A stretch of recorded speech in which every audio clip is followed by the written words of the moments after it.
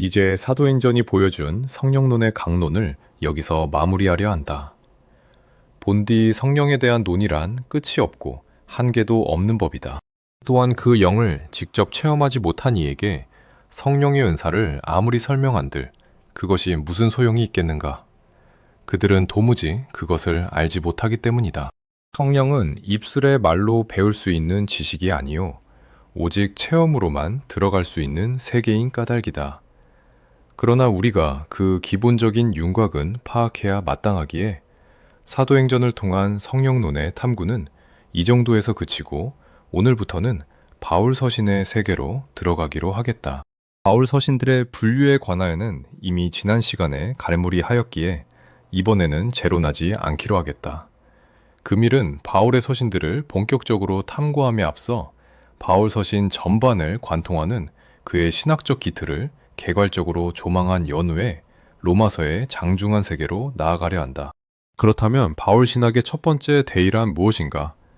그것은 바로 언약의 연속성이요 또한 계시의 연속성이다. 구약과 신약은 결코 단절된 두 개의 세계가 아니다.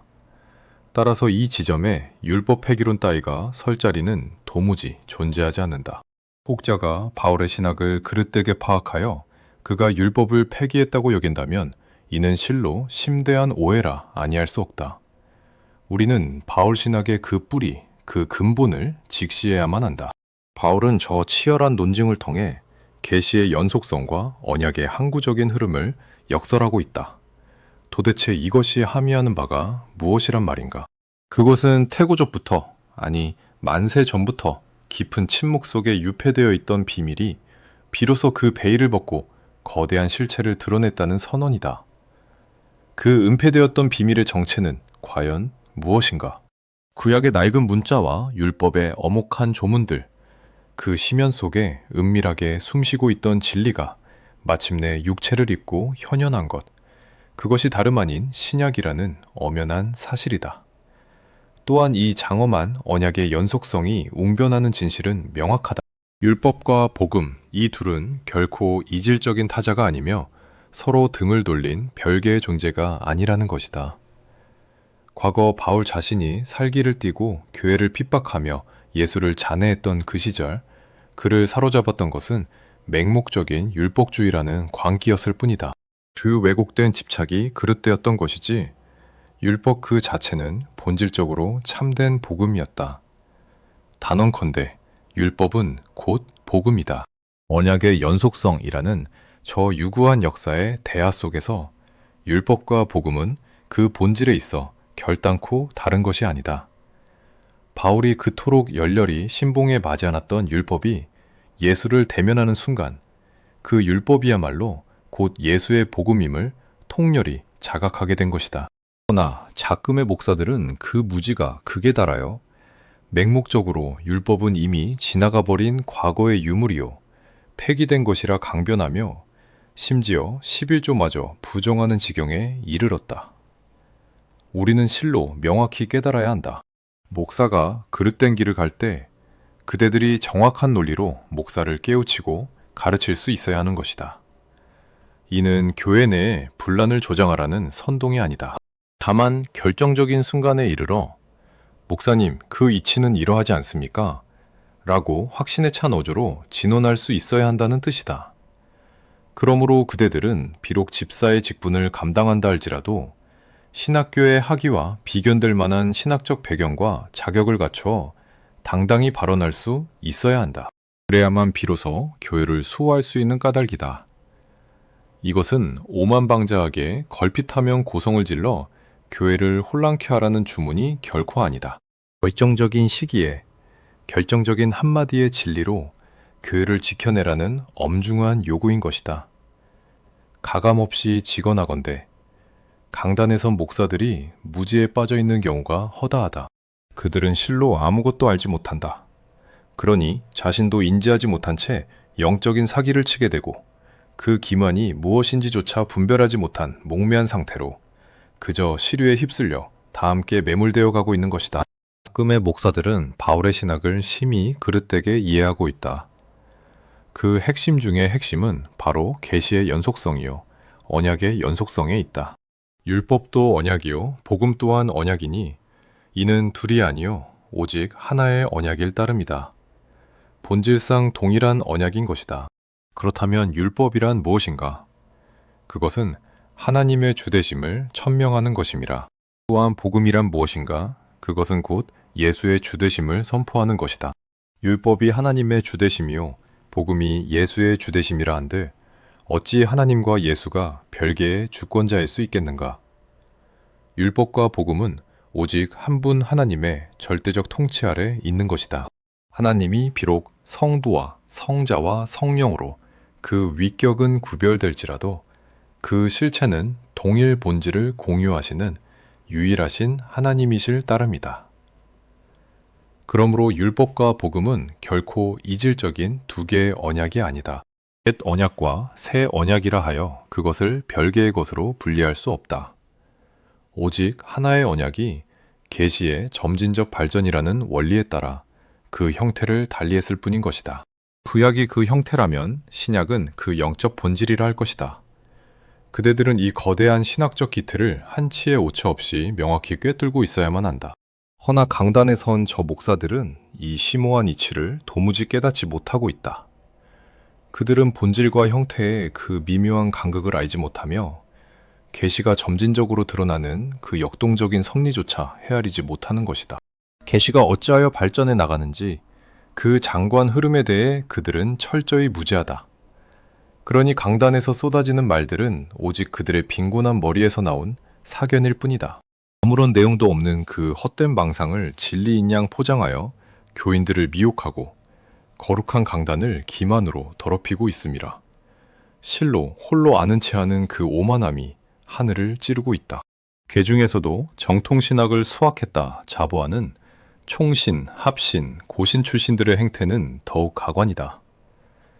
그들은 마치 옛날의 회칠한 바리새인들처럼 율법주의의 화석이 되어버렸으니 그들에게서 하나님과의 생동하는 관계는 찾아볼 길이 없다. 언약의 사상은 실종되었고 거룩의 능력 또한 부재하다. 그들은 율법주의와 다름없는 교리주의의 감옥에 갇혀 스스로 경직되었으며 그 오만함은 실로 머리 꼭대기까지 차올라 있다. 작금의 세태는 좌와 우가 극단으로 갈라져 첨예하게 대립하고 있다.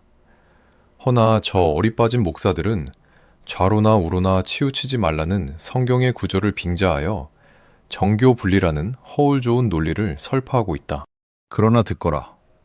좌로나 우로나 치우치지 말라는 말씀의 진의는 결코 그런 기계적 중립을 뜻함이 아니다. 그들은 자신들의 비겁한 행태를 일러 중도라 강변하나 천국이 아니면 지옥이요 사탄이 아니면 하나님일진데 도대체 이 치열한 영적인 전장에 중도라는 회색지대가 어디에 존재할 수 있단 말인가? 단언컨대 중도란 없다. 악의 편이 아니라면 응당 하나님의 편이어야 하는 것이다. 좌로나 우로나 치우치지 말라는 그 엄중한 명령의 의미는 바로 이 선명성을 웅변하는 것이다. 그러므로 그대들은 진리를 정히 배우고 올바로 깨우쳐 이 말세의 때에 교회를 수호해야 할 막중한 책무를 짊어져야 한다. 진리의 전당을 굳건히 떠받치는 기둥으로서 그 소임을 다해야 한다는 말이다. 그대들은 실력을 갖춘 집사가 되고 장로가 되어 저 목사들이 강단에서 경거망동하지 못하도록 엄히 제어해야 할 것이다. 그대들이 어느 곳에 임하든 이것은 타협할 수 없는 진실로 천명되어야만 한다. 어찌하여 그러한가? 이 바울의 신학이야말로 사람이 자기적으로 지어낸 이론이 아니요 곧 하나님의 신학인 까닭이다. 바울 신학의 정수는 언약의 연속성에 있으며 만세전부터 감춰졌던 그 비밀이 이제 비로소 현현했다는 데 있다. 바울이 설파하는 율법과 복음은 결코 율법주의 따위를 말함이 아니다. 차후에 더 깊이 파고들어 논하겠지만 율법과 복음의 그 내밀한 본질은 실로 동일한 것임이라. 그 다음으로 바울 신학의 요체를 논하자면 그것은 예외 없이 전 성경을 관통하는 거대한 주제, 곧 하나님은 누구신가와 예수는 누구신가에 대한 물음이다. 이제 사도행전에 이르러 성부와 성자와 성령, 그 삼위일체의 신비가 확연히 드러났다. 다시금 정리해 보건대 공관복음이 천착한 바는 예수님은 누구신가였다. 그들은 주로 예수의 행적과 교훈을 통하여 그가 행하신 기적과 가르침을 통하여 그분이 과연 누구이신지를 증거하려 했던 것이다. 허나 요한복음의 위치는 다르다. 요한은 공관복음을 갈무리하며 예수는 누구인가 라는 그 근원적 질문 앞에 예수의 신성과 인성을 논함과 동시에 성령의 강림을 약속하였다. 실상 공관복음에는 아직 성령에 대한 개념이 정립되어 있지 않았으니 요한복음이야말로 복음서의 결론이요 총정리라 할 만하다. 허나 요한 또한 성령을 약속했을 뿐 그 실체를 온전히 설명하지는 못하였으니 적어도 성령에 관해서라면 사도행전이야말로 요한복음의 진정한 후편이라 일컬을 수 있을 것이다. 그렇다면 사도행전이 증거하는 성령의 역할이란 과연 무엇인가? 첫째는 구속이다. 십자가에서 단회적으로 완성된 그 구속의 사건을 모든 시대, 모든 사람, 각자에게 적용하여 그 십자가 사건이 지금 여기의 사건으로 현실화되게 하는 역사다. 이는 관념적인 이론이나 메마른 교리가 아니다.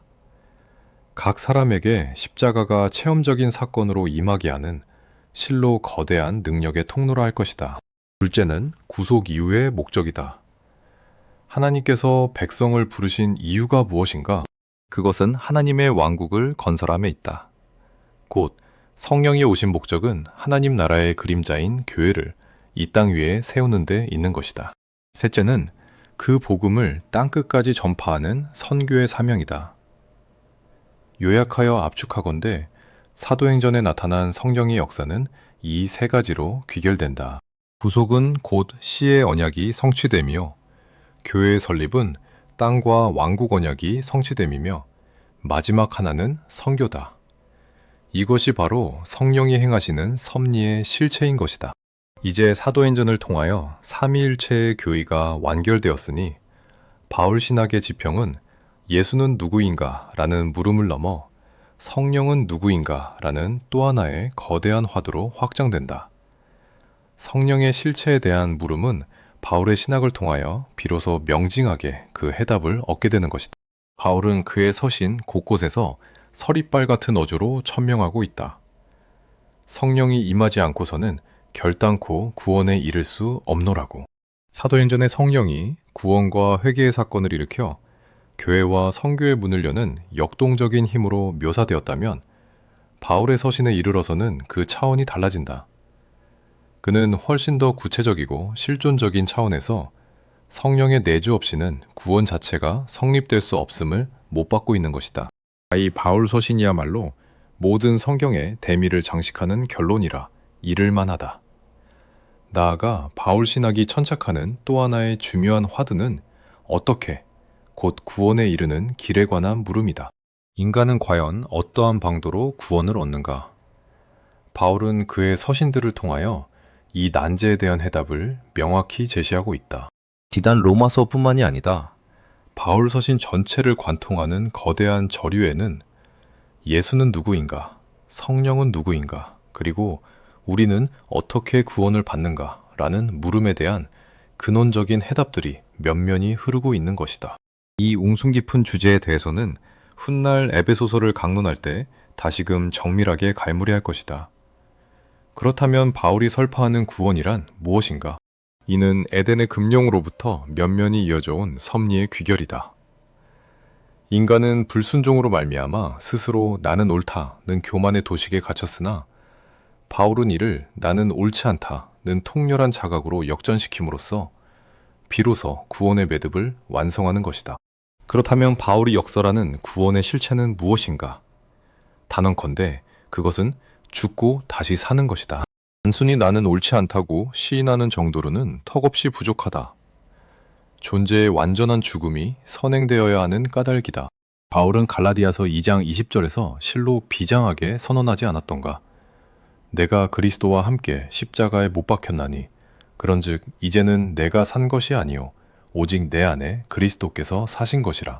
이전의 낡은 자아가 죽고 새로운 존재로 거듭나는 것. 민수기의 교훈이 일러주듯 광야의 시체가 되어 철저히 소멸하는 것. 바울은 단호히 말한다.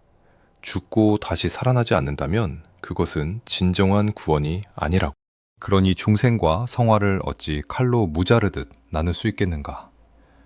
영혼의 구원만을 논하며 그것을 구원의 전부라 칭할 수는 없다. 날마다 자신의 육신을 처 복종시키는 성화의 치열한 삶이 수반될 때 비로소 구원은 그 참된 의미를 갖는 것이다. 허나 작금의 강단을 보라. 오직 예수의 십자가 보혈, 애굽의 유월절 어린 양의 피만 앵무새처럼 되뇌고 있으니 이는 알맹이 없는 껍데기 복음일 뿐이다. 그곳엔 예수는 있으되 성령은 부재하다. 이것이 무슨 뜻인가? 애굽의 유월절은 이때 정작 건너야 할 광야가 없다는 말이다. 이것이 비통하게도 오늘날 교회가 전하는 복음의 현주소다. 이 시대의 목사들이 아는 것이라고는 홍해를 건너기도 전에 문설주에 피를 바르고 양고기를 뜯는 것, 딱 그 정도에 불과하다. 그러고도 그들은 마치 진리의 모든 것을 통달한 양 오만을 떨고 있다. 기껏해야 광야에서 세례를 받은 정도에 머물러 있으면서 말이다. 바울은 이 진리를 실로 철저하게 규명하고 있다. 구원이란 무엇인가? 그것은 예수와 더불어 죽고 다시금 예수와 더불어 사는 것이다. 세례란 무엇인가? 또한 예수와 함께 죽고 사는 것이요. 중생이란 무엇인가?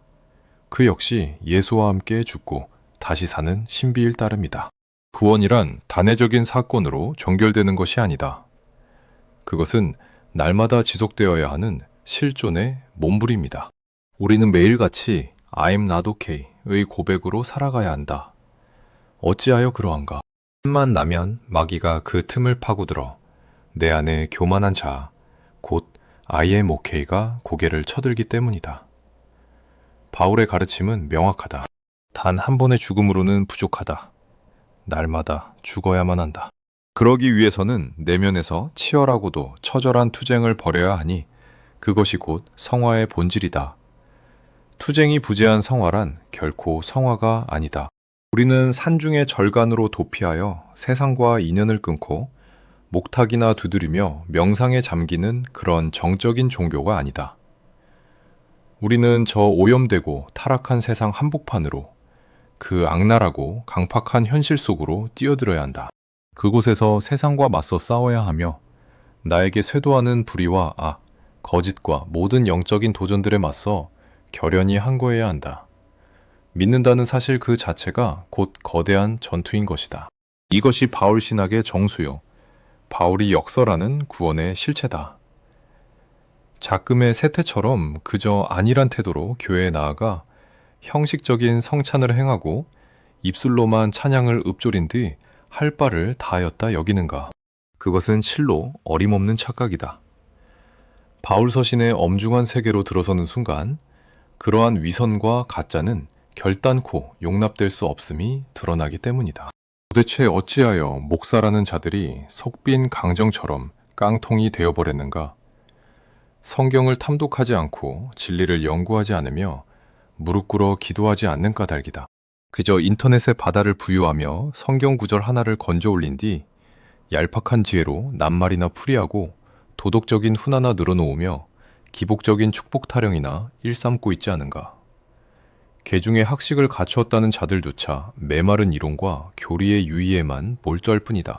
언약과 주권 그리고 거룩 이 중 어느 하나라도 결여된다면 그것은 전부 허상이요 가짜다. 공허한 빈 껍데기에 불과한 것이다. 비통하게도 오늘날의 강단에는 이것이 부재하다. 하나님의 주권이 사라졌고 언약이 실종되었다. 언약이 없으니 거룩 또한 자취를 감추었다. 이것이 의미하는 바가 무엇인가? 하나님과 나 사이에 그 내밀하고도 인격적인 관계는 단절되었고 남은 것은 오직 형해화된 껍데기뿐이라는 뜻이다. 그대들은 도대체 어디서 이 절체절명의 문제를 해결하려 하는가? 내 목에서 선혈이 솟구치도록 이토록 절규할 때 그대들의 심령에서 무언가 꿈틀거리며 뿌리를 내리고 마침내 생명의 싹이 돋아나야 하지 않겠는가? 가끔의 교회에 가면 영혼이 소생하기는커녕 도리어 죽음을 맞이할 뿐이다. 그들은 강단에서 영적인 마약을 살포하여 성도들을 중독시키고 값싼 위로라는 진통제를 뿌려 영혼의 감각을 마비시키고 있다. 그리하여 모두를 영적인 죽음으로 몰아가고 있는 것이다. 그러한 환각제에 취해 비몽사몽 헤매는 자들이 어찌 세상을 변혁시킬 수 있겠는가? 그대들이 세상을 뒤집어야 한다. 그대들이 썩어빠진 교회를 개혁해야 한다. 보라, 저 빨갱이들은 단 한 명만 침투해도, 저 신천지 무리들은 단 한 사람만 들어가도 그 교회를 송두리째 뒤집어 놓지 않던가. 헌데 어찌하여 우리는 그리하지 못하는가? 응당 우리가 그리해야 마땅하지 않은가? 우리가 그들보다 더욱 치열하고 공격적으로 나아가야 하지 않겠는가? 지난 강문에서도 누차 강조하였듯 복음이란 결단코 타협의 산물이 아니다. 그것은 점잖은 초청도 아니요, 어떤 유익한 제안이나 이리하는 편이 더 낫지 않겠는가 하는 식의 권유 따위는 더더욱 아니다. 그것은 사느냐 죽느냐의 문제, 곧 생사의 갈림길이다. 주 예수를 믿으라. 그리하면 너와 내 집이 구원을 얻으리라. 믿고 세례를 받는 자는 구원을 얻을 것이요, 믿지 않는 자는 심판을 받으리라. 처럼 서리빨 같은 확신으로 선포할 수 있어야 한다. 복음의 본질은 도전이다. 허나 비통하게도 작금의 시대엔 그 야성이 사멸을 벌였다. 재차 강조하건대 복음은 거친 도전이다. 그대들은 영화 회복을 통하여 저 메시아닉 주들의 행적을 목도했을 터이다. 그것이야말로 참된 믿음의 원형이다. 그것이 곧 바울 신학의 실체요, 바울이 견지했던 신앙의 본 모습이다. 그들의 기세가 얼마나 공격적인가. 마치 군사작전을 수행하듯 비장하게 나아가 깃발을 높이 들고 언제 테러를 당해 목숨을 잃을지 모르는 사지로 거침없이 뛰어들지 않던가. 그들은 지금 이 순간에도 그리하고 있다. 그들이야말로 진정한 남은 자여, 펄떡이며 살아 숨쉬는 신앙의 증거다. 그나마 작금의 세태 속에서 태극기를 들고 거리로 나서는 이들, 특히 청와대 앞 차가운 바닥에서 밤을 지새우며 투쟁하는 행위, 이것이야말로 영적인 공격의 일면이라 할 것이다. 바울의 신학은 본질적으로 공격적인 신학이다. 안락하게 앉아서 어서 오십시오 하며 손님을 맞이하는 따위가 아니다. 바울의 전도 여행을 상기해보라. 그것은 가는 곳마다 적진 깊숙이 파고들어 그 내부를 쑤시고 뒤집어 엎는 혁명이 아니었던가. 침투하여 변혁시키는 것, 그것이 그의 전도였다. 또한 그곳에서 복음을 수용한 자들은 어떠했는가? 그들은 결코 침묵하지 않았다. 그들 또한 세상 속으로 파고들어 사람들을 변화시켰다. 내가 누차 역설하였듯 에베소 교회에서 말씀의 은사로 단련된 정병들이 요한계시록에 등장하는 나머지 교회들을 세우고 변혁시키지 않았던가. 복음에는 반드시 생산이 뒤따라야 한다. 복음은 공격이다. 가만히 앉아 복이나 빌고 명상에 잠기는 것은 결단코 기독교가 아니다. 그러나 작금의 현실은 어떠한가? 모두가 절간의 성황당 신앙으로 전락하여 타락의 길을 걷고 있을 뿐이다. 단순히 복이나 빌며 안위를 구하는 것은 신앙이 아니다. 바울의 신학은 실로 강력하며 도전적이고 지극히 공격적인 것이다. 그러니 사탄의 회방이 오죽 극심하겠는가. 사탄이란 놈은 건드리지 않으면 잠잠하나 자신을 건드리는 순간 마치 들쑤셔진 벌집 마냥 광분하여 날뛰는 법이다. 그렇다면 놈을 건드린다는 것은 무엇인가? 그것은 곧 사탄의 은폐된 정체를 폭로하며 죄의 실상을 낱낱이 고발함이며 어둠의 깊은 곳을 백일하에 드러내는 것이다. 어둠에 빛을 비추니 어찌 발작하지 않을 수 있겠는가? 고로 도전을 받지 않는 믿음은 참된 믿음이 아니다. 신앙은 필연적으로 도전에 직면해야 한다.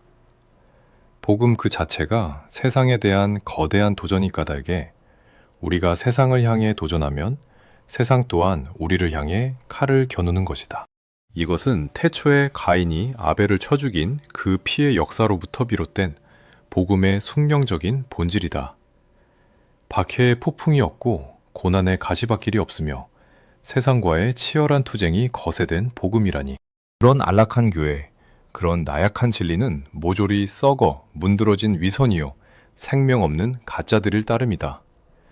살아 펄떡이는 신앙, 날이 선 복음, 생명력이 요동치는 교회는 필연적으로 세상의 칼을 겨누고 동시에 세상의 칼날을 온몸으로 받아내야만 한다. 보라, 이것이 바로 피로 얼룩진 교회의 2000년 역사요. 저 구약의 선지자들과 예언자들이 고독하게 걸어갔던 가시와 피의 길, 그 고난의 혈로가 아니던가. 이제 도래한 이 말세의 끝자락에서 그대들 각자는 살아남은 선지자의 고독한 외침이 되어야 하며 이 타락한 시대에 살아남은 바울이 되어야만 한다. 우리가 세상에 가하는 공세의 전술은 다각적이어야 한다. 전도와 양육, 그것은 잠든 영혼을 흔들어 깨우는 혁명이다. 저 애굽과도 같이 썩어 빠진 세상의 활락 속에서 마약과 진통제라는 허상의 안락에 취해 비틀거리는 자들을 하나하나 끄집어내야 한다. 그 혼미한 혈건에 진리라는 이름의 생명수를 강제로라도 주입하여 그들이 죽음에서 비로소 파릇하게 소생하게 만들어야 한다. 더불어 이 암울한 시대를 향해 기도의 포문을 열어야 한다. 그것은 허공을 치는 메아리가 아니다. 영적인 미사일을 쏘아 올리고 정밀하게 저격하는 행위여야 한다. 전도면 전도, 양육이면 양육. 타격해야 할 목표를 냉철하게 설정하고 매일매일 그 지점을 향해 맹렬한 집중 포화를 퍼붓는 것. 그것만이 이 영적 전쟁의 실체다. 내 지난날 은혜의 불을 받고 제단 앞에 엎드려 매일같이 밤을 지새우던 시절이 있었다. 그러나 그것은 그저 시간을 때우는 몽롱한 철야가 아니었다. 밤 9시부터 새벽 종이 울리는 5시까지 내 입술은 잠시도 멈추지 않고 부르짖었다. 입술이 뻣뻣하게 굳어 마치 돌덩이처럼 변할 정도로 처절하게 기도했습니다. 헌데 기이한 것은 성령께서 결단코 다른 기도를 허락지 않으셨다는 사실이다. 시종일관 오직 단 한 사람, 그 하나의 영혼만을 표적 삼아 밤이 새도록 매달리게 하셨다. 다른 잡념은 일절 배제하고 오로지 그 한 점을 향해 영적인 집중 포화를 퍼붓게 하신 것이다. 이는 곧 저격 명령이었다. 그 영혼의 가장 깊은 심장을 정확히 겨냥하여 기도의 화살을 꿰투르라는 엄명이었다. 신앙이란 모름지기 이토록 공격적이어야 하는 법이다. 그대들이 보기에 내가 지금은 아무것도 행하지 않는 듯 여겨지는가? 천만의 말씀이다. 내가 때를 따라 그대들의 영혼을 향해 얼마나 치열한 집중 사격을 감행하고 있는지 아는가? 그대들이 믿음의 길에서 비틀거리며 혼미해질 때마다 나는 그대들의 심장을 향해 영적인 탄환을 쏘아대고 있는 것이다. 명심하라. 바울의 신학은 작금의 목사들이 떠들어대는 저 죽어빠지고 말라 비틀어지고 시들어버린 그런 나약한 복음이 결단코 아니다. 그 다음으로 바울 신학의 거대한 산맥을 지탱하는 두 기둥은 바로 부활과 재림이다. 바울은 이 세대가 다 지나가기 전에 인자가 구름을 타고 도래할 것이라 찰석같이 믿었다. 문자 그대로의 임박한 종말을 확신했던 것이다. 비록 데살로니가서를 집필하며 그 시기에 대한 인식이 다소 정돈되기는 하였으나 바울이 견지했던 그 종말론적 긴박감은 실로 타오르는 불꽃과 같았다. 성경 어디를 펼쳐보아도 바울만큼 예수의 부활과 재림을 강력하게 웅변한 이는 없다. 고린도전서 15장 전체를 할애하여 토해낸 그 부활의 논증을 보라. 다니엘서가 묵시의 지평 너머로 언뜻 비추었던 그 단편적인 계시들과는 차원이 다르다. 바울은 부활과 재림, 성화의 완성, 그리고 구원의 완결을 하나의 거대한 종말론적 체계로 집대성하였으니 요한계시록 또한 그 연장선상에 있을 따름이다. 가히 전무후무한 신학자라 아니할 수 없다. 이를 하나로 꿰어 종합하건대 바울은 율법의 재해석자요 복음의 재해석자이며 나아가 예수 그리스도의 재해석자다. 성령에 관해서는 재해석이라 할 것도 없다. 바울에 이르러서야 비로소 성령의 실체가 본격적으로 규명되었기 때문이다. 즉 그는 전 성경을 재해석함과 동시에 총정리하고 있는 것이다. 그대들은 이러한 거시적인 안목으로 바울 서신을 대면해야 한다. 바울의 서신은 복음서가 말하는 단순한 변화, 그 정도의 한가한 대체물이 아니다. 그것은 천지개력이다. 완전히 죽고 완전히 다시 살아야 한다는 준엄한 명령이다. 옛사람이 철저히 죽고 새 사람으로 완벽하게 거듭나는 것. 이것이야말로 변화의 절정이요. 믿음의 끝장을 보는 것이다. 부활이란 무엇인가? 죽은 자가 다시 살아나는 것이 아닌가? 허나 바울이 말하는 부활은 산채로 죽고 다시 사는 것이다. 육신에 숨이 붙어 있는 상태에서 죽음을 경험하고 생명으로 나아가는 것이다. 비록 종말에 주님이 오실 때 입게 될 완전한 성화와는 다를지라도 우리는 이 땅에서 산채로 죽고 또 살아야 한다. 바울이 나는 날마다 죽노라 하고 피 끓는 고백을 한 까닭이 바로 여기에 있다. 이제 바울 신학이라는 견고한 틀을 잡고 그 깊은 숲으로 들어가라. 지금까지 배웠던 구약과 신약, 그 모든 배움의 조각들을 바울 신학이라는 용광로에 넣어 총 정리하고 매듭지어야 한다. 바울 서신을 통달하면 사실상 더 이상 공부할 것은 없다. 요한계시록조차 더 보탤 것이 없다. 바울 신학이야말로 신구약 66권의 장엄한 대단원이기 때문이다. 바울 서신의 첫 관문인 로마서에 들어서면 복음서가 던졌던 예수는 누구인가? 라는 물음과 사도행전이 던졌던 성령은 누구인가? 라는 물음이 비로소 완전한 해답을 얻게 된다. 예수 그리스도의 구속과 성령을 통한 그 구속의 적용 및 완성, 이 거대한 두 축이 로마서 안에서 한치의 오차도 없이 완벽하게 갈무리 되는 것이다. 로마서를 집필한 목적이 곧 로마서의 내용이 됨은 자명한 이치다. 그렇다면 바울은 어떠한 연유로 붓을 들었는가? 그는 이방인의 사도로 부름받았기에 이방 세계의 심장부인 로마로 나아가 복음을 심겠다는 원대한 포부를 품고 있었다. 바울은 자신의 사역이 절정에 달했던 제3차 전도여행 시절 고린도에 머물며 이 서신을 기록하였다. 허나 그가 로마로 직행하지 않고 고린도에 머물며 펜을 든 까닭은 무엇인가? 로마로 가기에 앞서 빈사 상태에 빠진 예루살렘 교회를 돕기 위한 연보를 모아 전해야 했기 때문이다. 당시 예루살렘 교회의 형편은 실로 풍전등화와 같았다. 주의 형제 야고보가 순교하고 스데반이 돌에 맞아 쓰러졌으며 베드로마저 옥고를 치르는 등 핍박의 광풍이 몰아치지 않았던가. 그 서슬퍼런 칼날을 피해 성도들은 사방으로 흩어졌으니 예루살렘 교회는 머리만 덩그러니 남고 몸통은 사라진 기형적인 형상이 되고 말았다. 사도행전 초기에 회개했다던 수천의 무리는 절기를 지키러 온 순례객들이었기에 썰물처럼 빠져나갔고 남은 자들마저 환란을 피해 도망쳤으니 예루살렘에는 실질적인 교인은 없고 오직 사도들의 총에만 남게 된 꼴이었다. 주중이 텅 비어 몸통이 없으니 당장 끼니를 잇는 것조차 버거운 지경이었다. 더욱이 유대 사회에서 기독교인들은 철저히 배척당하고 출교 조치를 당하였기에 생계의 수단이 전무하였다. 직장을 구할 수도 장사를 할 수도 없는 고립무원의 처지. 그것이 바로 예루살렘 교회의 처참한 실상이었다. 예루살렘 교회의 궁핍이 극에 달하였기에 바울은 아시아, 특히 고린도 교회를 중심으로 구제 연보를 모아 예루살렘을 방문할 계획을 세웠다. 허나 그 여정에 앞서 붓을 들었으니 이것이 바로 로마서다. 그 첫 번째 목적은 장차 로마로 나아가기에 앞서 그곳의 성도들에게 그리스도 복음의 진수를 체계적으로 설파하기 위함이었다. 이것이 함의하는 바가 무엇인가? 바울이 당도하기 전 이미 로마에는 그리스도인의 공동체가 뿌리내리고 있었다는 사실이다. 로마는 바울이 직접 복음의 씨를 뿌린 밭이 아니었다.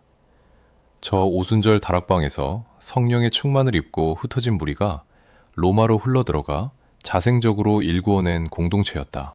허나 그들에게는 치명적인 결핍이 있었으니 뜨거운 성령의 체험은 있었으되 누구에게도 체계적인 진리를 전수받지 못했다는 점이다. 그들은 오직 성령의 인도하심에 의지하여 예배하고 기도할 뿐 교리의 뼈대가 부재하였다. 이에 바울은 그들의 신앙 체계를 견고히 세우고자 이 서신을 기록한 것이다. 둘째 목적은 예루살렘 방문 그 자체에 있다.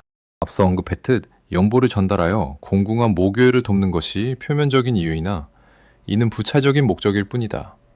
실로 중차대하고도 직접적인 세 번째 목적은 따로 있었으니 그것은 바로 예루살렘 총회에 권위 있는 사도들에게 자신의 사도권을 정식으로 인준받고자 함이었다. 어찌하여 바울이 이토록 사도권에 집착했는가? 그가 아시아와 이방 땅을 누비며 복음을 전할 때 그의 사역을 가장 고통스럽게 하고 뼈아프게 찔러대던 가시가 있었기 때문이다. 그것은 바로 개종하여 교회 안에 들어온 유대주의자들이었다. 바울이 피땀 흘려 순전한 복음의 씨앗을 뿌려놓으면 그들은 어김없이 뒤따라와 가라지를 덧뿌려대었다. 오직 예수만으로는 부족하다. 율법을 지키고 할례를 받아야 비로소 구원에 이른다. 그들의 회방은 비단 교리의 문제에만 국한되지 않았다. 더욱 뼈아프고 집요한 공격은 바로 바울의 사도권 그 자체를 겨냥한 것이었다. 니놈이 생전에 예수를 뵌 적이나 있느냐? 그분을 따라다니며 발치해서 가르침을 받은 적이 있느냐? 예수의 육성을 단 한 번이라도 들어본 적이 있느냐? 도대체 무슨 근거로 스스로를 사도라 칭하는가? 그들은 이토록 날선 질문을 퍼부으며 바울을 가짜요, 거짓 교사라 매도하였다. 당시 로마의 정황을 보라. 로마 당국이 파견한 정식 교사들이 활동하였으나 그 틈바구니에는 가짜들이 기생하고 있었다. 교사를 사칭하여 이리저리 떠돌며 사람들을 현혹하고 돈을 뜯어내는 잡배들이 횡행했던 것이다. 유대주의자들은 바울을 바로 그따위 사기꾼들과 도매금으로 취급하였다. 거룩한 복음의 사도가 졸지에 종교를 빙자하여 금품이나 구걸하는 잡상인으로 전락한 것이다. 이는 바울에게 있어 실로 참기 힘든 모욕이요 사역의 근간을 뒤흔드는 가장 큰 고통이었다. 응당 따라와야 할 사도적 권위가 인정받지 못하고 도리어 조롱거리가 되니 복음을 전하는 걸음걸음이 얼마나 고단했겠는가. 그렇기에 바울은 결단했던 것이다. 이 치밀하고도 장엄한 로마서를 집필하여 그것을 들고 예루살렘으로 나아가리라. 예수님을 직접 모셨던 선배 사도들이 건재한 그 총회 앞에서 자신의 신학을 증명하고 사도권을 공식적으로 인준받으리라. 이것이 로마서를 기록한 바울의 비장한 속내였던 것이다.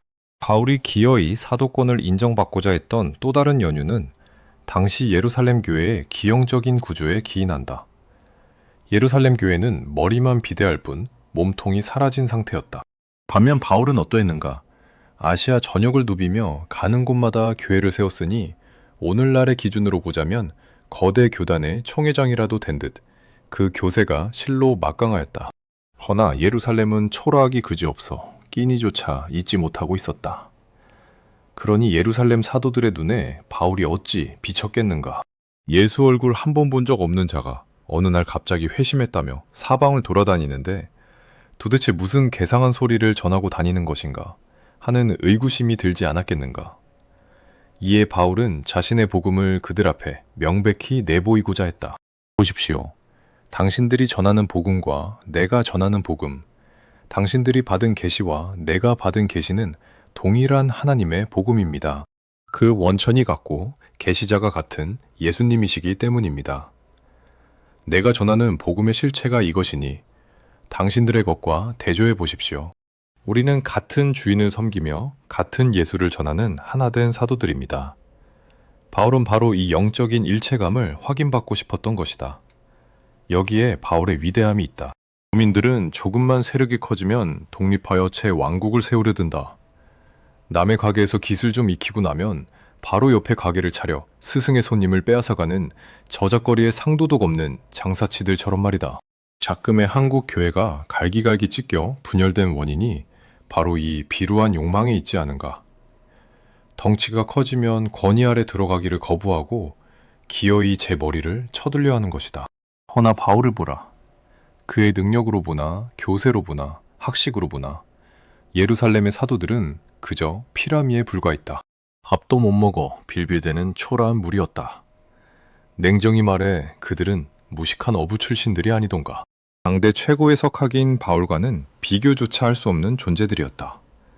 그럼에도 바울은 I am not okay의 자세로 철저히 자신을 낮추고 그들 밑으로 들어갔다.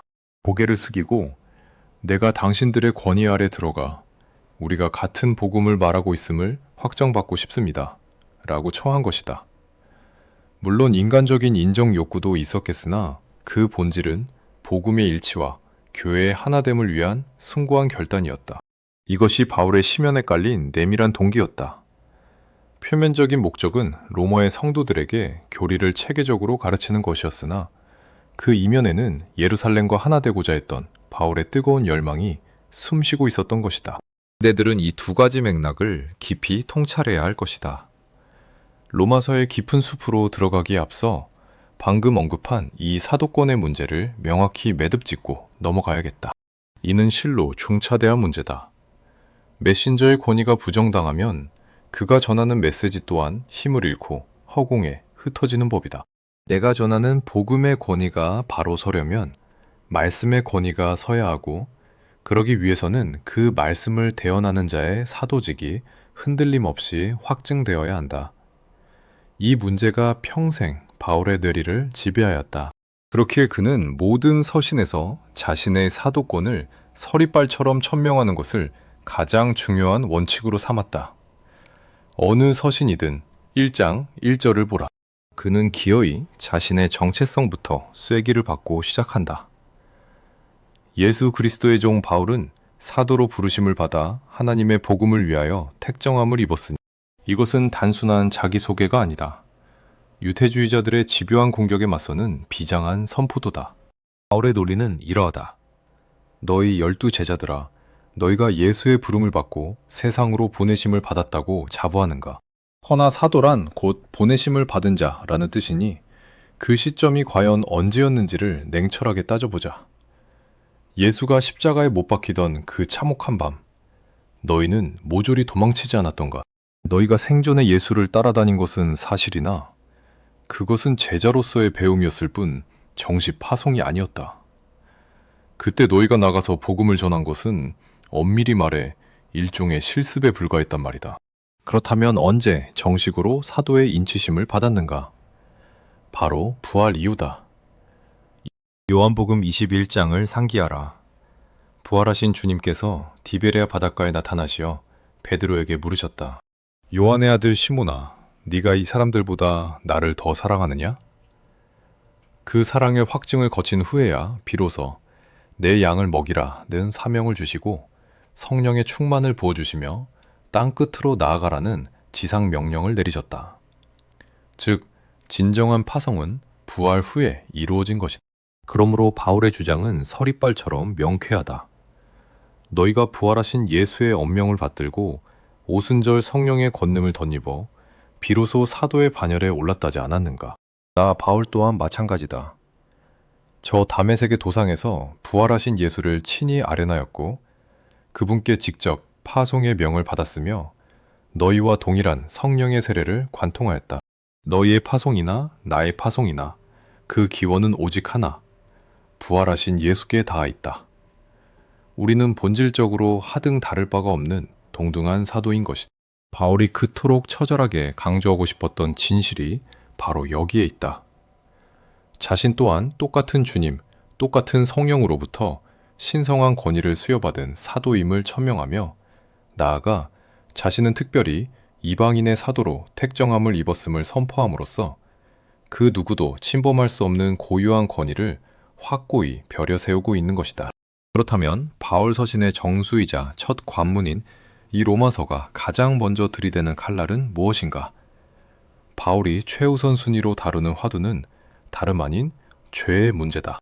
허나 죄를 논하기에 앞서 도대체 무엇이 죄인지부터 규명해야 하지 않겠는가? 로마서 1장 19절과 20절을 펴서 그 엄중한 선언을 직시하라. 이는 하나님을 알만한 것이 저희 속에 보임이라. 하나님께서 이를 저희에게 보이셨느니라.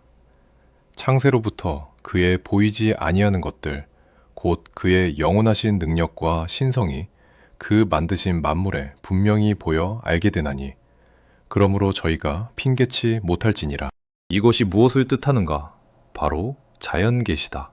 바울은 죄를 지적하기 전에 창조주 하나님께서 모든 피조물로 하여금 당신의 존재를 알 수 있도록 자연 만물에 당신을 계시하셨음을 먼저 선포한다. 보라, 세상의 삼라만상과 추나 추동의 질서, 그리고 인간의 생사화복 속에 하나님의 영원하신 능력과 신성이 뚜렷이 각인되어 있다. 하나님은 이미 당신을 세상에 남김없이 드러내셨다. 그러니 천하의 어느 누구도 나는 하나님을 몰랐노라 변명할 수 없다. 핑계란 있을 수 없다. 전제는 명확하다. 누구나 하나님이 계시다는 것을 알 수밖에 없게 만드셨다는 것이다. 그렇다면 죄란 무엇인가? 하나님께서 이토록 명백히 당신을 드러내셨음에도 불구하고 하나님을 알지 못하는 것, 그것이 바로 죄의 본질이다. 바울은 예수나 하나님, 율법을 논하기 전에 이 죄의 문제를 가장 먼저 단도직입적으로 꺼내들었다. 왜냐하면 성경의 모든 역사는 모든 인간은 죽을 수밖에 없는 죄인이라는 처절한 전제 위에서 출발하기 때문이다. 복음의 시작점은 바로 그 절망의 자리다. 하나님 왕국의 원형을 잠시 보여주신 후 본격적인 구속사가 태동한 것은 창세기 3장, 인간의 타락, 그 시점이 아니던가. 단언하건대 죄가 없다면 성경도 필요 없고 복음도 필요 없으며 예수께서 이 땅에 오실 이유조차 없다. 죄가 있기에 성경이 필요하고 죄가 있기에 복음이 절실하며 죄가 있기에 교회가 존재하는 것이다. 오직 인간의 그 끔찍한 죄 때문에 예수가 십자가에서 죽으셔야만 했다. 착각하지 말라. 기독교는 복채를 놓고 복을 비는 무속신앙이 아니다. 산속에 앉아 명상하거나 돌을 닦는 도교도 아니며 고상한 윤리도덕을 강론하는 교양 강자는 더더욱 아니다. 기독교의 본질은 오직 하나, 죄의 문제를 해결하는 것이다. 그러므로 강단에서 선포되는 말 속에 죄에 대한 통렬한 지적과 회개가 빠져 있다면 그것은 결단코 하나님의 말씀이 아니다. 죄가 전제되지 않은 복음은 어불성설이다. 죄가 없는데 예수가 무슨 소용이며 성령과 용서와 영원한 구원이 다 무슨 가치가 있겠는가? 작금의 목사들이 강단에서 죄를 침묵하고 외면하는 순간 기독교는 이미 그 생명력을 잃고 끝장난 것이다. 죄와 심판의 전율 없이는 구원의 감격도 없는 법이다. 죄를 고발하지 않고 지옥의 실존을 경고하지 않으면서 공허하게 외치는 할렐루야가 도대체 무슨 소용이란 말인가? 작금의 강단은 교인들의 비위를 맞추느라 급급하다. 죄와 심판을 논하면 사람들이 싫어하고 떠나갈까 두려워 귀에 발린 달콤한 소리만 늘어놓고 있다. 이것은 대려가 아니라 영혼을 죽이는 침묵이다.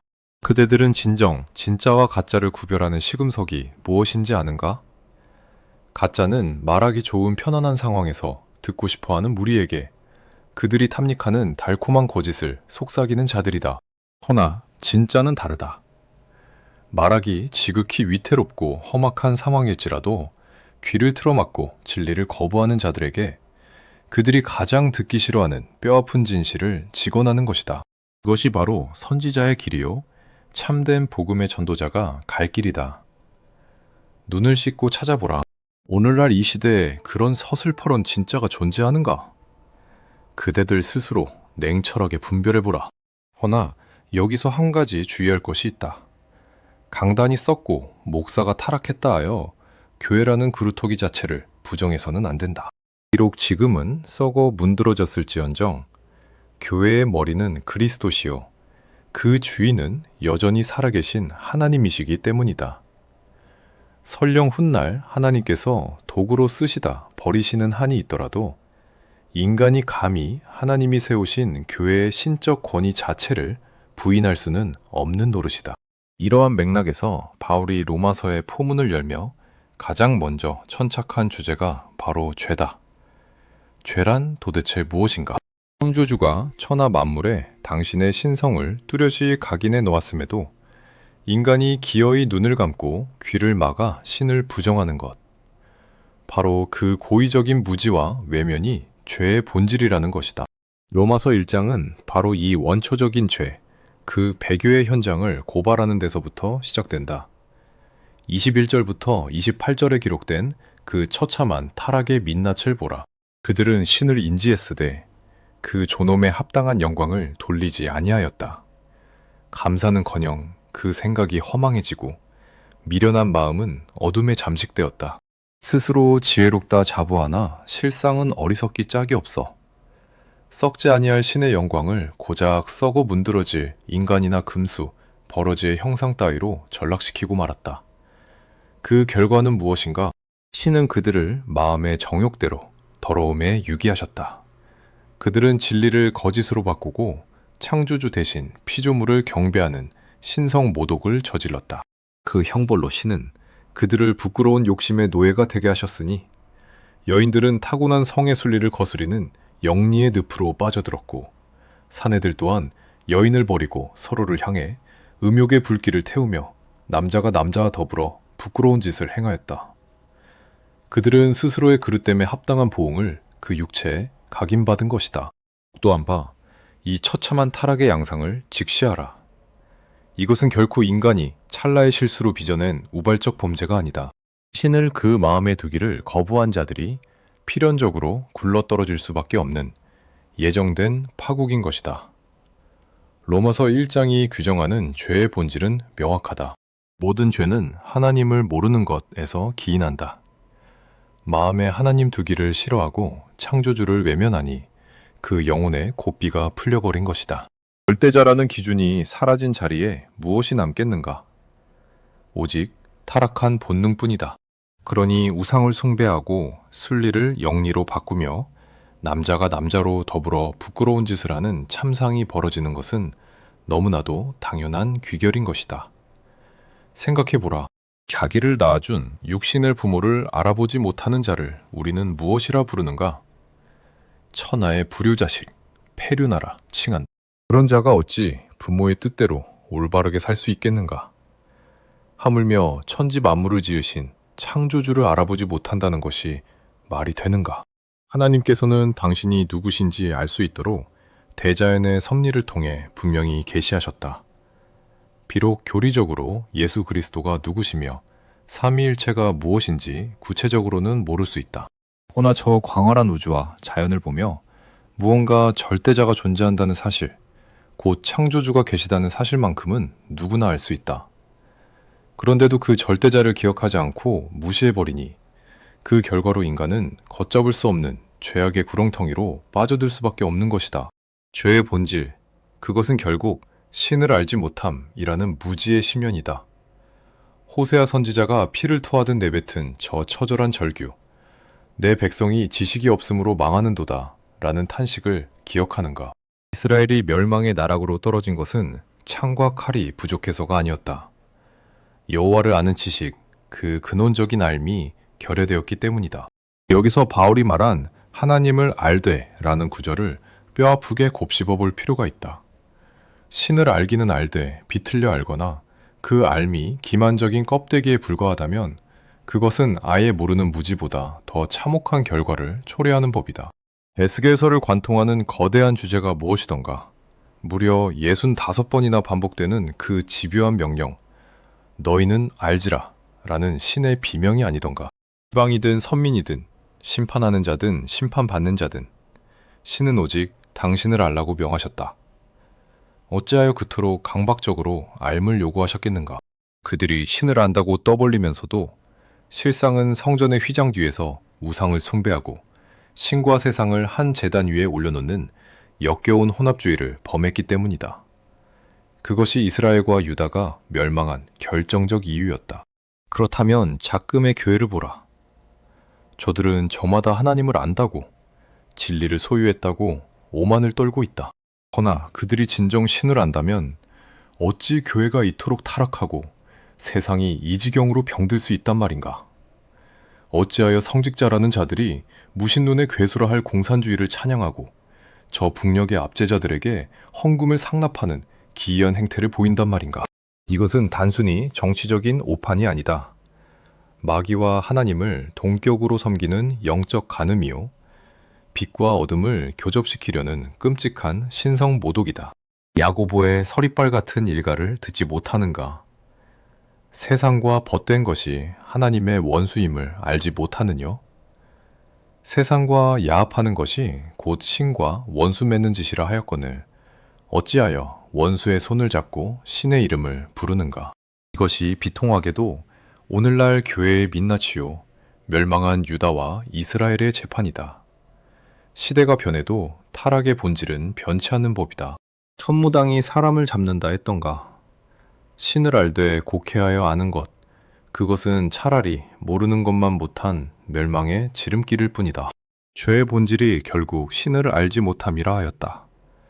그렇다면 그 무지는 구체적으로 어떠한 형상으로 이 땅에 현현하는가? 바울은 여기서 죄의 양상을 세 가지 층위로 냉혹하게 해부하고 있다. 첫째는 영혼의 반역이다. 21절에서 25절에 이르는 내용이 바로 그것이다. 피조물을 창조주의 자리에 앉혀 섬기거나 신과 우상을 한 제단 위에 올려놓고 뒤섞는 행위. 이것은 신에 대한 영적인 배신이요. 10계명의 제1계명부터 제4계명까지를 정면으로 부정하는 신성모독이다. 둘째는 도덕적 붕괴, 곧 육체의 타락이다. 26절과 27절이 지목하는 바, 그 타락의 정점에는 동성애가 도사리고 있다. 한 시대의 도덕적 기강이 무너져 내렸음을 알리는 가장 확실한 징후는 바로 성적 타락이며, 그 끝자락에서 순리를 영리로 뒤집는 동성애가 창고라는 것이다. 어디 그뿐인가? 인간의 존엄을 스스로 짐승의 수준으로 격화시키는 수감마저 횡행한다. 저 캐나다나 호주와 같은 서구 사회를 보라. 개와 결혼식을 올리고 그것을 합법이라 칭하는 기괴한 풍경이 연출되고 있다. 허나 이것은 새로운 타락이 아니다. 죄의 본성은 예나 지금이나 집요하게 동일하다. 모세의 시대에도 그 이전 소돔의 시대에도 이러한 폐류는 존재했다. 성경이 기록한 최초의 동성애 사건을 기억하는가? 창세기 19장, 롯의 때였다. 천사들이 롯의 집을 방문했을 때 소돔의 무리들이 문을 부술듯이 달려들어 무엇이라 지저대었는가? 그들을 끌어내라. 우리가 상관하겠다. 낯선 이의 육체를 탐하겠다는 그 적나라한 욕망, 그 동성애적 광기야말로 소돔을 멸망으로 이끈 결정적 방아쇠였다. 허나 통탄할 일은 작금의 성직자라는 자들이 이 명백한 죄악마저 옹호하고 있다는 사실이다. 미국의 장로교단을 보라. 동성애자에게 목사의 안수를 주는 작태가 벌어지고 있다. 이것이 과연 교회라 할 수 있는가? 차별 없는 사랑이라는 미명하에 신의 계명을 난도질하고 있으나 입이 1000개라도 할 말이 없을 것이다. 성경은 결단코 동성애를 용납한 적이 없다. 동성애는 개인의 도덕적 타락이 갈 때까지 갔음을 보여주는 멸망의 상징과도 같은 것이다. 셋째는 사회적 타락, 곧 공동체의 부패다. 29절 이하의 나열된 죄목들을 보라. 서로 작당하여 수군거리고 비방하며 조직적으로 불의와 악을 도모하는 것. 이것은 개인의 일탈을 넘어선 구조악의 실체다. 오늘날 한국 사회의 민낯이 바로 이러하지 않은가? 국회도 정부도 정의를 부르짖는 시민단체들마저도 거대한 이익 집단이 되어 구조적인 악을 생산해내고 있다. 조직과 시스템을 통해 죄를 양산하고 세상을 오염시키는 것, 이것이 바로 사회적 범죄다. 요컨대 바울이 고발하는 이 죄의 목록들은 10계명의 구조와 완벽하게 맞닿아 있다. 신을 배반하는 영적 타락은 제1계명부터 제4계명까지의 파괴요, 육체와 사회를 병들게 하는 도덕적, 사회적 타락은 제5계명부터 제10계명까지의 유린이다. 즉 로마서 1장은 인간이 신을 떠난 순간 10계명이라는 거룩한 제방이 어떻게 무너지고 그 틈으로 얼마나 끔찍한 죄악의 홍수가 범람하는지를 보여주는 적나라한 고발장인 것이다. 그렇다면 로마서 2장은 누구를 향한 심판의 칼날인가? 1장이 신을 모르는 이방인의 야만성을 고발했다면 2장은 율법을 수여받고 스스로 선민이라 자부하는 자들, 곧 유대인의 죄악을 정주준한다. 그들의 죄목은 무엇인가? 그것은 위선이요, 형식주의다. 율법을 소유했다는 사실 하나만으로 오만에 빠져 정작 그 율법이 명하는 바를 삶으로 살아내지 않는 거대한 기만이다. 제사는 드리되 언약의 본질은 망각하고 거룩함도 신과의 내밀한 관계도 없이 그저 의식만을 반복하며 할 도리를 다했다고 착각하는 종교적 타락. 그 서리빨 같은 고발을 단 한 구절도 빼놓지 말고 직시하라. 2장 23절부터 29절까지의 말씀이다. 율법을 자랑하는 내가 율법을 범함으로 하나님을 욕되게 하느냐? 기록된 바와 같이 하나님의 이름이 너희로 인하여 이방인 중에서 모독을 받는도다. 내가 율법을 행한즉 할례가 유익하나 만일 율법을 범한즉 내 할례가 무할례가 되었느니라. 그런즉 무할례자가 율법의 제도를 지키면 그 무할례를 할례와 같이 여길 것이 아니냐. 또한 본래 무할례자가 율법을 온전히 지키면 의문과 할례를 가지고 율법을 범하는 너를 판단치 아니하겠느냐. 대저 표면적 유대인이 유대인이 아니요 표면적 육신의 할례가 할례가 아니라 오직 이면적 유대인이 유대인이며 할례는 마음에 할지니 신령에 있고 의문에 있지 아니한 것이라. 그 칭찬이 사람에게서가 아니요 다만 하나님에게서니라. 이 말의 무게를 이해하는가? 실로 뼈아픈 역설이 아닌가? 신의 법을 맡은 자들이 도리어 그 법을 어김으로써 신의 거룩한 이름이 이방인의 조롱거리가 되게 만들었다. 율법을 행하면 할례가 유익하나 율법을 범하면 그 할례는 무효가 되어 무할례와 다를 바 없게 된다. 반대로 할례 없는 이방인이 율법의 정신을 온전히 지킨다면 그가 도리어 율법 조문과 할례를 가지고도 범죄하는 너희를 심판하지 않겠느냐는 준엄한 힐문이다. 결국 본질적인 쟁점은 허울과 실체 사이의 투쟁에 있다. 믿음의 형상은 갖추었으되 그 내밀한 본질이 거세된 삶, 그것은 박제된 죽은 신앙일 따름이다. 육신의 칼을 대어 흔적을 남기는 행위가 무슨 대수란 말인가? 진정으로 요구되는 것은 영혼의 살점을 도려내는 심령의 할례다. 죽은 짐승을 태워 올리는 기만적인 의식이 아니라 너희 존재 자체를 산 제물로 바치는 치열한 삶의 제사. 오직 그것만이 신이 침묵을 깨고 응답하실 참된 제단이 아니겠는가? 이것이 바로 외식하는 종교와 참된 신앙의 결정적 차이요, 바울이 유대인을 향해 던진 통렬한 비수인 것이다. 제1장에서 우리는 무엇을 목도하였던가? 신을 알되 영어롭게 하지 아니하고 오히려 그 절대자를 기만하며 제 스스로의 의를 세우는 인간의 오만을 보았다. 신 앞에서 감히 아에모케라 뇌까리며 온갖 폐역을 저지르면서도 신을 단지 제 욕망을 채우는 도구로 전락시키는 저열한 행태. 그것은 기복을 위해 비손하는 성황당의 무속신앙과 본질적으로 하등 다를 바가 없다. 표현의 곱되기만 달랐지 그 죄악의 검은 심연은 매한가지인 것이다. 그렇다면 제3장은 무엇을 말하는가? 3장 9절과 10절을 펴서 그 냉혹한 선언을 직시하라. 그러면 어떠하뇨? 우리는 나으뇨? 결코 아니라 유대인이나 헬라인이나 다 죄 아래 있다고 우리가 이미 선언하였느니라.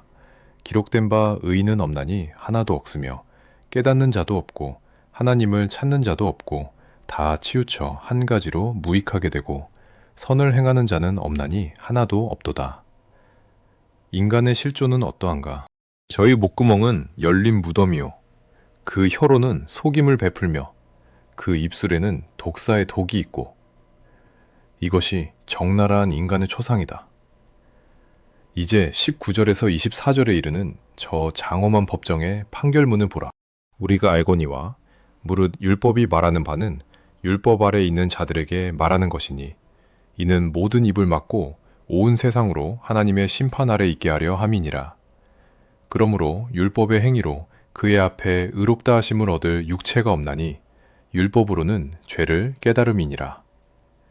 이제는 율법 외에 하나님의 한 의가 나타났으니 율법과 선지자들에게 증거를 받은 것이라. 곧 예수 그리스도를 믿음으로 말미암아 모든 믿는 자에게 미치는 하나님의 의니 차별이 없느니라. 모든 사람이 죄를 범하였음에 하나님의 영광에 이르지 못하더니 그리스도 예수 안에 있는 구속으로 말미암아 하나님의 은혜로 값없이 의롭다 하심을 얻은 자 되었느니라. 귀가 닳도록 들어온 이야기일지라도 이 논리를 차가운 이성으로 다시금 해부해 볼 필요가 있다. 제1장은 이방인의 야만적 죄를, 제2장은 유대인의 죄, 곧 신을 안다 떠들면서도 바로 섬기지 못하는 형식과 위선으로 박제된 신앙을 고발하였다.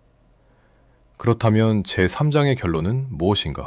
유대인이나 이방인이나 신을 독점했다고 자부하는 자들이나 신을 모르는 무지한 자들이나 모두가 예외 없이 동일한 신의 심판대 아래 서 있다는 전율할 사실이다.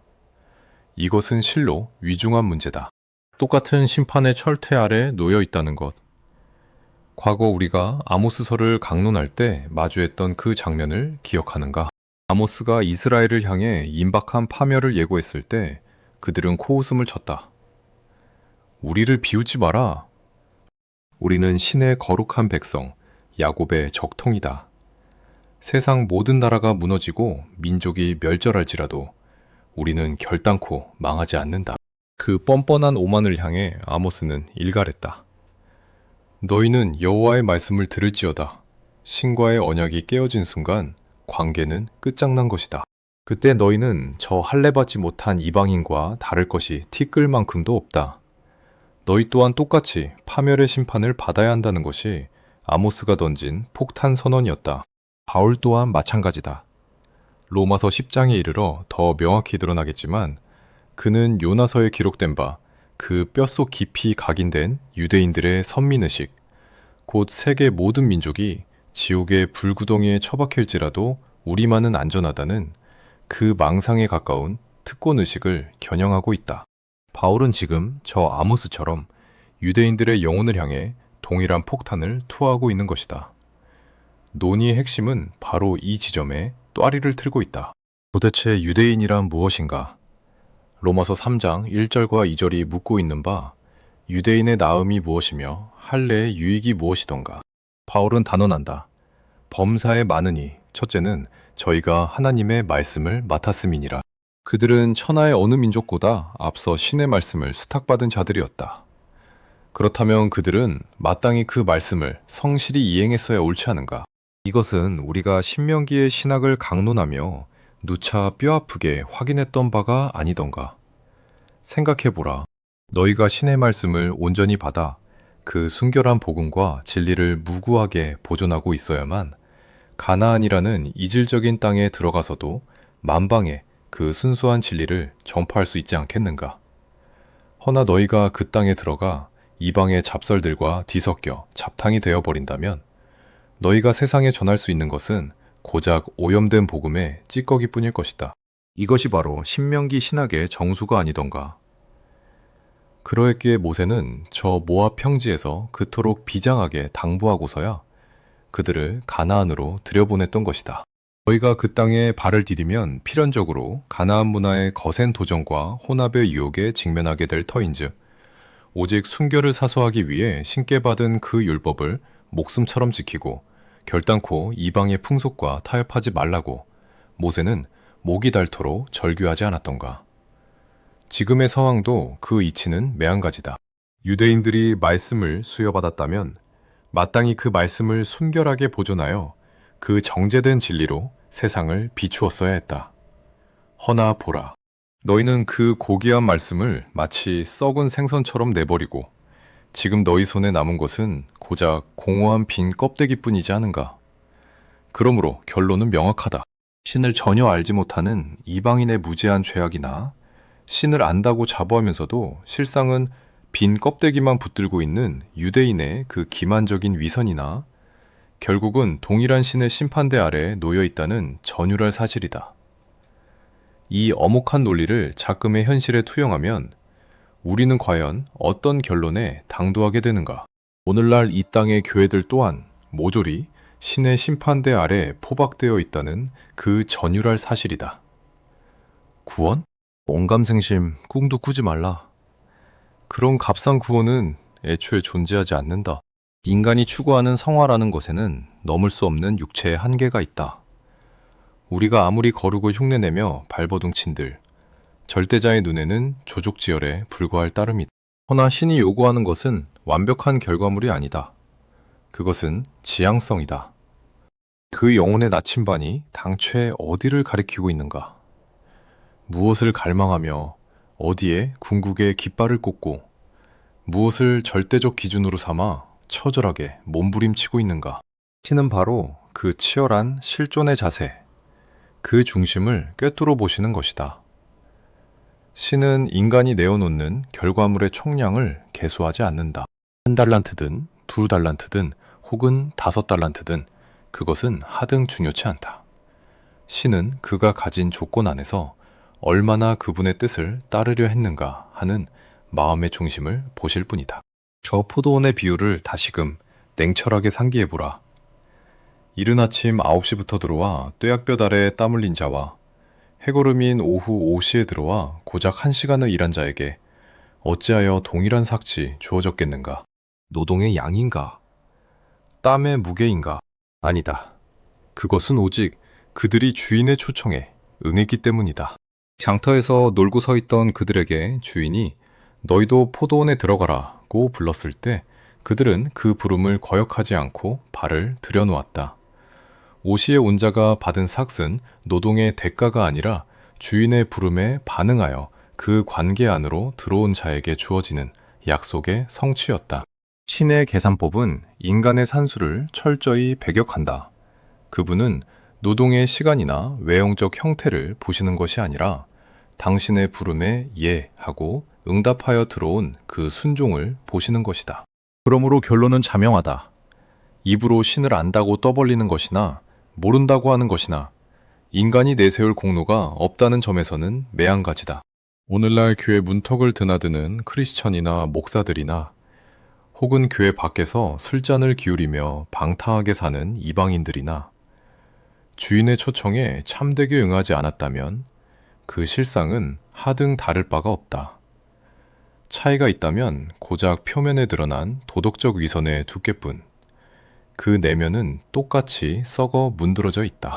결국 모든 운명을 가르는 결정적 열쇠, 그 핵심은 무엇인가? 내가 얼마나 공로를 쌓았느냐가 아니다. 신을 아는가, 그리고 그분의 부르심을 알고 그 초청에 진정으로 응답하였는가. 오직 이 물음 하나에서 모든 승부가 판가름 나는 것이다. 저 정광훈 목사를 보라.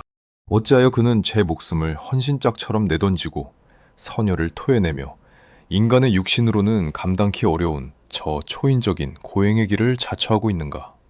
쇳덩어리로 만든 몸이라도 견디지 못할 그 살인적인 일정을 소화하며 하루에도 수없이 동분서주하는 저 광기 어린 열정의 근원은 도대체 무엇인가? 그것은 그가 신을 똑바로 알고 있기 때문이다.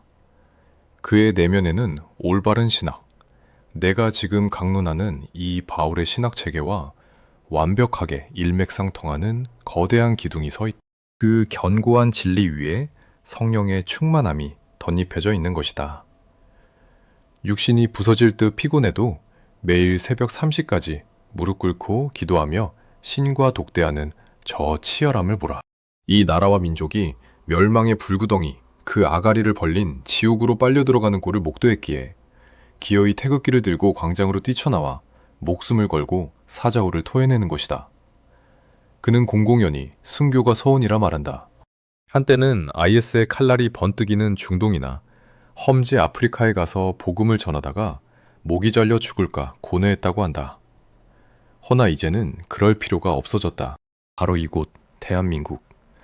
무너져가는 이 조국이 곧 나의 순교지임을 깨달았기 때문이다. 신을 제대로 안다는 것, 올바른 영으로 바로 선다는 것은 그런 것이다. 정의를 위해, 진리를 위해, 그리고 교회를 위해 기꺼이 목숨을 제단 위에 바치는 필연적인 귀결로 이어질 수밖에 없다. 이것이 바로 사도들이 걸었던 길이다. 목사니, 장로니, 권사니 하는 직분의 껍데기가 무슨 소용인가? 저 IS의 흉포한 칼날 앞에 끌려갔던 15살짜리 소년을 기억하는가? 예수를 부인하면 살려주겠다는 회유 앞에서도 나는 예수를 버릴 수 없다며 기꺼이 목을 내밀었다. 그 아이가 무슨 고차원적인 교리를 알았겠는가? 복잡한 신학을 논했겠는가? 아니다. 그는 오직 본질, 곧 예수를 알았을 뿐이다. 그래서 바울은 유대인이나 이방인이나 모두가 신의 심판대 아래 있다는 폭탄 선언을 던진 것이다.